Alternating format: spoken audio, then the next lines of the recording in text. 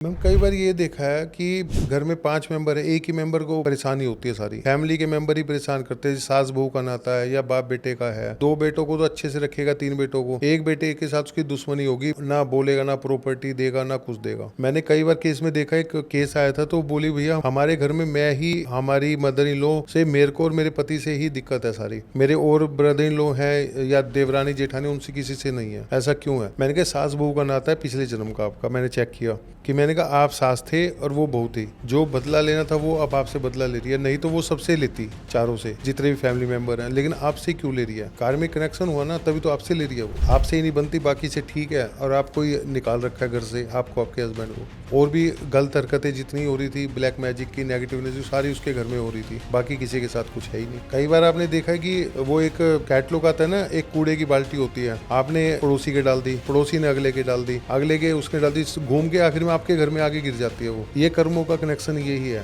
कहते हैं जैसा बोओगे वैसा काटोगे। वो तो पिछले जन्म में रखा है, मैं क्लियर बोलता हूँ। उसी को कई बार कहते हैं भैया हम इस जन्म में बहुत अच्छे हैं, मैंने कहा पिछले जन्म में तो नहीं होगे, तभी तो भुगत रहे हो।